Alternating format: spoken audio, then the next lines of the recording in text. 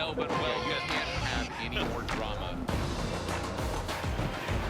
And Serena smashes Steffi's record. Oh, that is scandalous!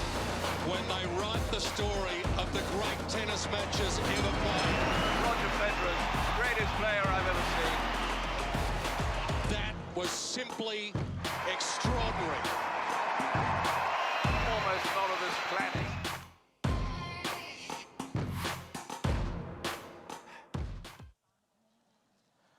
Good evening, Rod Laver Arena, and welcome to another night of tennis action down here at the Australian Open 2019. My name is Shura and Nat. Very exciting. We know last night was an incredible night of tennis, and hopefully we're going to get some more tonight. We've got some huge games down on court coming very shortly. This is AO Extra in our 50th anniversary edition of the show, and I'm joined tonight, as I always am, by Nat Edwards, and last night was epic. Shura, it was such a great match. I was on the edge of my seat watching this one, and I think a lot of people have now seen Stefanos Tsitsipas for the first time. He's had an amazing 12 months to get to this point, but now we all know who he is and what he's capable of, and just amazing because he idolised Roger Federer at 6 years of age, and I was watching an interview when he was a boy of just 10, and he was talking about how much he loves Roger. To be able to beat him on this court on Rod Laver last night, phenomenal. Let's be honest, every young player who comes through now idolised Roger Federer. There's a photo of Belinda Bencic when she was young with Roger Federer. I mean, every player comes through idolising these guys, but I mean, it was quite incredible to watch. It was like the Master and the Apprentice last night. But the thing about Tsitsipas was, he really attacked Roger. He came to the net, and Roger had to kind of change his game to adapt. Yeah, he has so much variety in his game, does Tsitsipas, that it makes it really hard for a player like Roger to have and find his rhythm. And his forehand was a little bit off last night, so that made it even more difficult. But I've actually had a few people ask me, is this the last we've seen of Roger Federer at the Australian Open? And I don't think so. I think he's probably got one more left in him. He's always said that he wants to play the Olympics, Tokyo 2020, so I reckon maybe one more. Either way, he'll be coming back every year because this is, I think, this is his favourite tournament, and everyone knows his name, and he walks through the corridors and everyone pats him on the back. No accreditation, although security do stop him. But no, it was a great night for those who stuck around, like myself. Afterwards, Pavlyuchenkova took on Sloane Stephens, the 5th seed, and in 3 sets dismantled her as well. And she's going to be dangerous going forward. So we're looking forward to tonight. It's going to be a big, big match between, of course, Serena Williams and Simona Halep out here on centre court, and then Djokovic taking on Medvedev. But as you've seen during the tournament, a lot of the seeds, as they always do, have been falling down as we head through the tournament. But some big ones went early. And have a look at some of the seeds who've tumbled as we've headed through the Australian Open.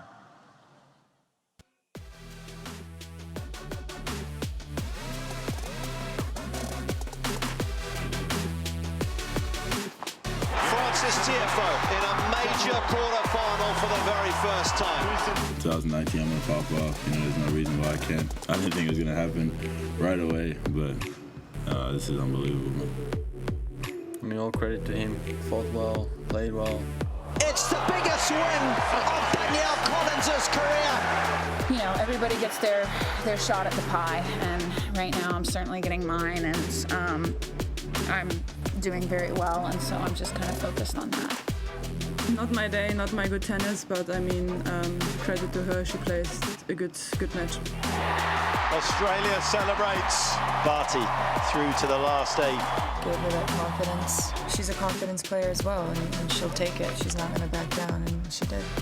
I've given myself the opportunity and the chance to play in front of the best crowd in the world, on one of the best courts in the world in my home slam. There's absolutely nothing better.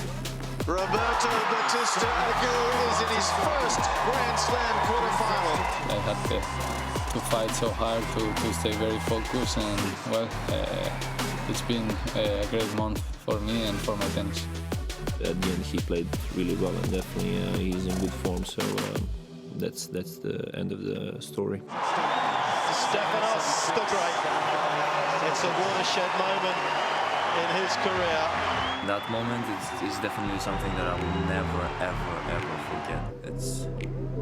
This match point is gonna stay, I'm pretty much sure, forever, for the rest of my life. I see him definitely, being high up in the game for a long time, and so that was a good night for him tonight. We watched the unveiling of a new tennis superstar in front of our eyes tonight here at Melbourne Park.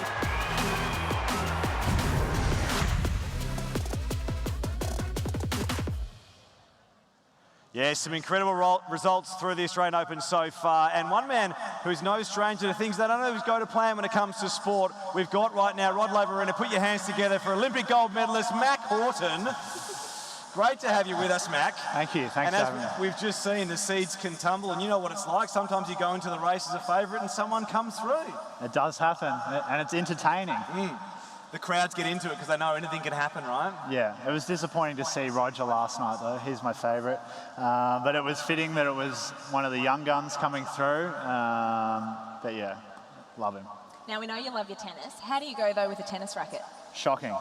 My girlfriend and I was just telling you before, we tried to play tennis a while ago, and it was a test of our relationship. We spent more time picking up balls than actually hitting the balls. Was there a result? Who won? No, we just gave up. Now, you've had some time out of swimming for because you've had a little bit of an operation, I believe. Yep, I had a nose job, not cosmetic. Just cleaned up the sinus and a bit of a straighten up. It looks good. Thank you. So yeah, just getting back in the water now and building back into training. And the preparations going forward, we've got the World Champs coming up, is that right? Yep, World Champs in South Korea in July this year, and then Tokyo obviously next year. Now, I was listening to Serena Williams the other day, and she was asked a question about where all her trophies and medals are kept, and she kind of didn't really know where all of them were, which surprised me. What about you? Where's that gold medal? Where do you keep it? Or is it a secret? It's the secret, I think. Do you even know where it is? No, it's at my mum and dad's house somewhere. But they like to hide it in case there's a break-in or something. But my other medals and stuff, I have a chest of drawers, and the top drawer is like the important stuff, and then it goes lower and lower. Oh, I like that. Now, are you an Australian Open, like in terms of when you were growing up, would you come to the Australian Open every year? Is it something that you've always got on the calendar, if you can come? If I can come, I come, or it's just late nights on the couch. What are your favourite memories, looking back from the sort of your years of watching tennis? Any memories that stick out for you? Just anything with Federer, really. Really? But yeah, I just remember, watching it on the couch at home, and you're like, maybe one more set, one more game. I'm going to try and stay up a little bit later, and then get up after 3 hours sleep or whatever, and go to training the next morning. So, yeah. I believe you're coming here on Wednesday as well with some kids. Do you want to tell us about that? Yep, I'm bringing 2 school sport Victorian Scholarship Fund recipients who I'm mentoring for the year. Awesome. So just trying to expose them to some more high-performance sport other than what they do. That's cool. If you could give them one piece of advice, what advice would you give to those who are looking to burgeon a career in athletics? Just do what you love, really. Once you find your passion, you don't really work a day in your life. You just enjoy it and I guess ride the wave of love for what you're doing. The other piece of advice Mac has is if your nose isn't right, get it fixed ASAP. Not cosmetically though, just in the other way. Hey, mate, great to have you with us. Enjoyed tonight. I know you came on Thursday. You're seeing Djokovic and Serena for the second time this Australian Open, but it's great to have you with us. Ladies and gentlemen, Mac Horton. Thank you. Now, of course, the big exciting thing that's been happening at the Australian Open, we love what's been going on, but particularly we love the form of a young Australian by the name of Ash Barty. She's taken everyone before her, and she's hopefully heading towards a semi-final. The last Australian standing in the singles. Obviously, you have to stay in the moment as best you can. The wonderful, the talented Ash Barty up against Maria Sharapova. My team and I know the plans that we wanted to try and play to, and when push comes to shove, try and execute that as best I can.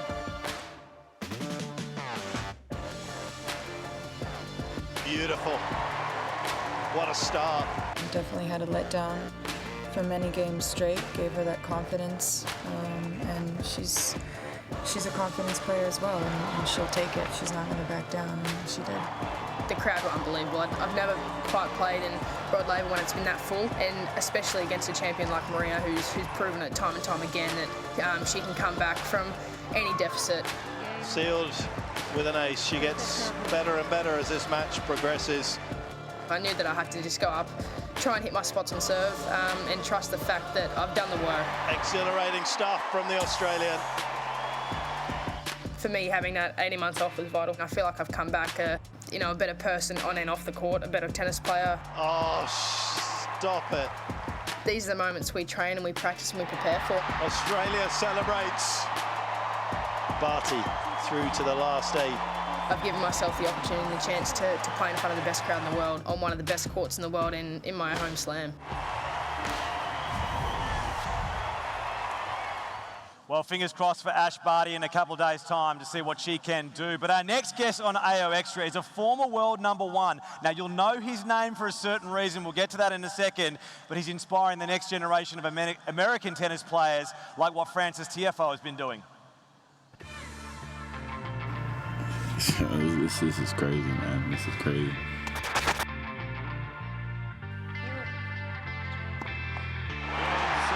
Frances Tiafoe celebrates his 21st birthday by booking his place in a major quarter-final. You're 21 today. Is this the best birthday of your life? Emotions getting the better of him, he can understand it. You know, I just, all my phone's blowing up, I can barely use it. My aunts and uncles, texting me on the WhatsApp, talking about, oh my God, it's been so long, you're in the quarterfinals of a Grand Slam, Well, we saw this in the last round. Saw LeBron comment on that ESPN thing, and clearly he knows who I am now. So I was like, that's just crazy. The American continues his run. Obviously, if you guys know anything about me, the story in tennis was, obviously it wasn't a normal tennis story, right? Yeah, the beginning of my career was definitely trying to do everything, for my family, and, obviously now I put them in a great place. Obviously that gave me, an incentive, a reason to give, a reason to, work every day and understand why you do it. Obviously, it's how bad do you really want to be successful. Happy birthday message ringing around the grounds now.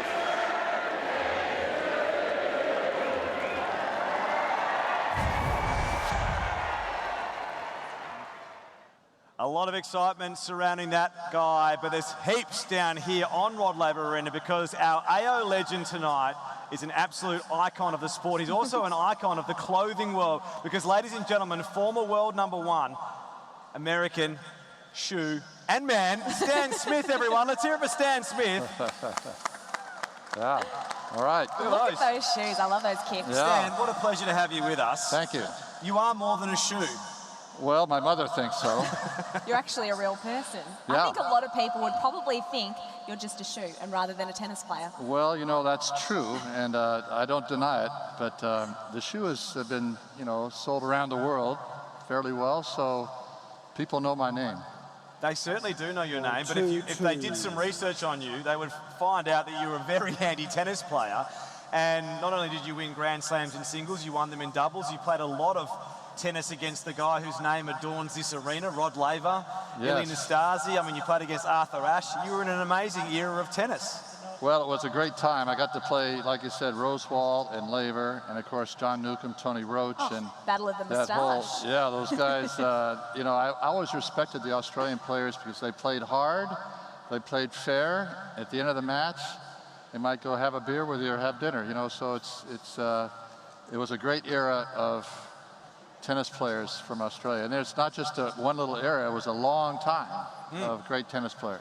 Well, let's talk about some of the Americans because we saw Frances Tiafoe there, who yesterday won his way through to the quarterfinals. It was his birthday, his 21st birthday. Yeah. He shares that with his twin, Franklin. I mean, he's just in incredible form at the moment, isn't he? He is, and he's got a wonderful story. You probably know his story about his background. His father was a janitor at this tennis club, and he just hung around, and he started playing, and players played with him, and they supported him, and now he's become a really well-rounded player. It's not just a grinder, but he can attack and hurt you from the baseline, but also serve big and even volleys. So he's fun to watch.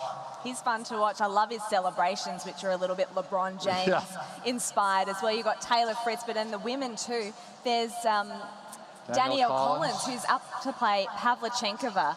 in the next round. I mean, she's just had an amazing sort of 12 months. Well, the great thing about her is she played college tennis and graduated from a university, and so most of the girls don't go through that way of becoming a professional player, and she's kind of raw, even though she's like 23 or so now. So she's fun to watch, and of course today Madison Keys lost. Yeah, she did, unfortunately. Sloane Stephens lost.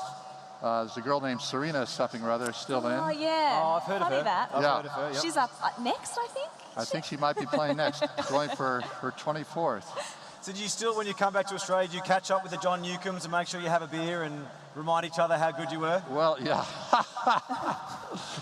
You know, John beat my brains out a couple of times in Davis Cup and in Wimbledon in the finals, so, you know, 5 setters, it seems, but it's fun to see the guys here in Australia. And of course, a lot of the times they're at Wimbledon, the French, and the US Open as well, so the older guys get a chance to get together occasionally. Well, it's an absolute pleasure to have you with us. You're an icon. Well, you're obviously an icon as a shoe, but you are as an icon as a man as well. Yeah, ladies and gentlemen, can we put our hands together for Stan Smith? Absolute pleasure to have you down here on Rod Laver Arena and in Australia as well. Well, we've got to get to the entertainment tonight because you're about to see Serena Williams take on Simona Halep. But first, the pre-match entertainment.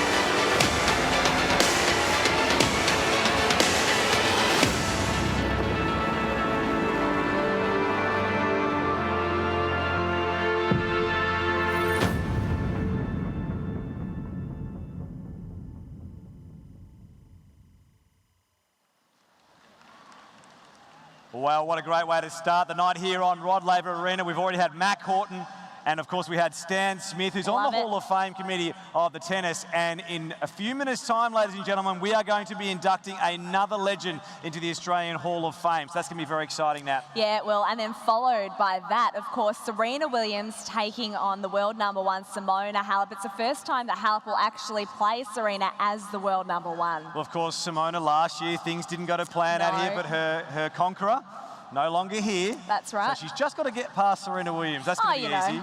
Yeah, of course. So Serena leads the head-to-heads 8-1, so it's certainly not going to be any easy task. And Simona's struggled so far. She's had 2 really tough matches to start. Then she beat Venus, Serena's sister, and she's only played 4 matches since September because she's had a bit of a hernia injury. So she hasn't had a lot of match practice, so I think that might actually hurt her tonight. And then, of course, after that, Novak Djokovic taking on Daniil Medvedev. An interesting matchup.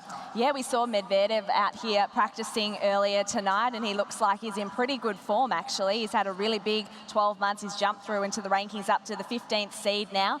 But Novak Djokovic, as we know, is just looking scintillating. Yeah, he's a kind of wiry-looking player. They both are kind of skinny and wiry, but a lot of muscle to them. It's the modern physique of a tennis player, It is the modern physique. Anyway, it's going to be a very interesting night of tennis, ladies and gentlemen. Simona Halep taking on Serena Williams. Novak Djokovic taking on Daniil Medvedev. It's going to be huge. The roof's open. It's a beautiful night. But right now, we are going to induct another legend to the Hall of Fame. Over to our MC, Brett Phillips. Thank you. Ladies and gentlemen, we will now induct one of Australia's great former champions into the Australian Tennis Hall of Fame. Described as a graceful stylist and a glorious free-stroking player, she was said to be Australia's best left-handed female player ever. Known by her maiden name, Diane Fromholtz played during changing times in tennis history. Her early career was during the formative years of open tennis and the equal prize money battle by women players. Diane was reputed to have the hardest serve in women's tennis. She went on to her highest ranking of world #4 in 1979. In 1977, she played compatriot Kerry Melville Reid in the final of the Australian Open and partnered with her to take out the doubles title. During her career, Diane Ballestrat won 31 WTA singles titles and 7 doubles titles. Would you please welcome back to the AO Diane Ballestrat and President and Chair of Tennis Australia, Jane Herdlicker.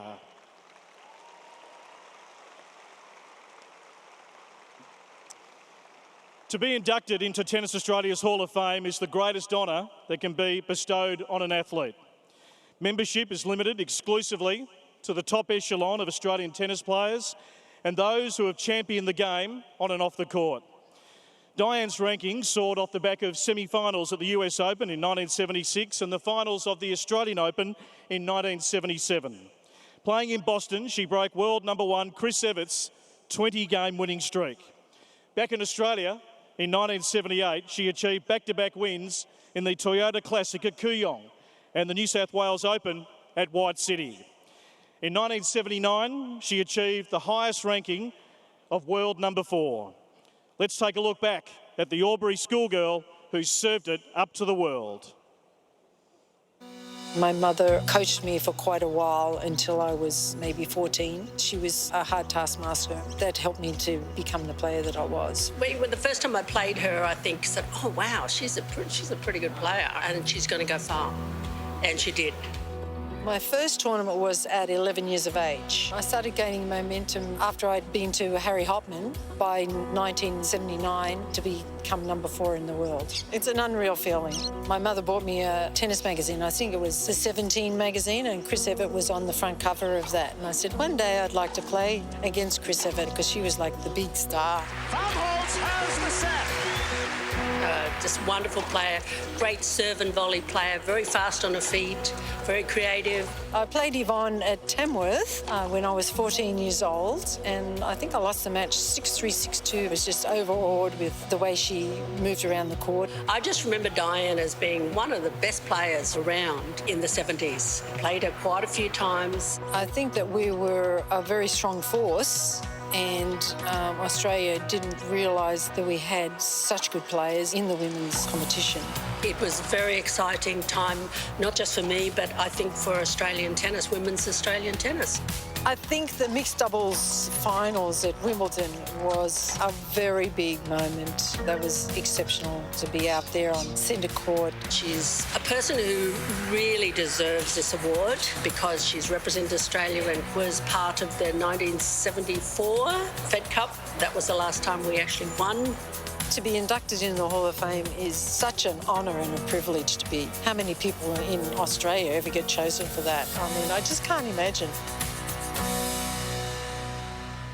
Ladies and gentlemen, our latest inductee, Diane Ballastrap, who I'll now invite, with the assistance of Jane, to reveal her Australian Tennis Hall of Fame statue.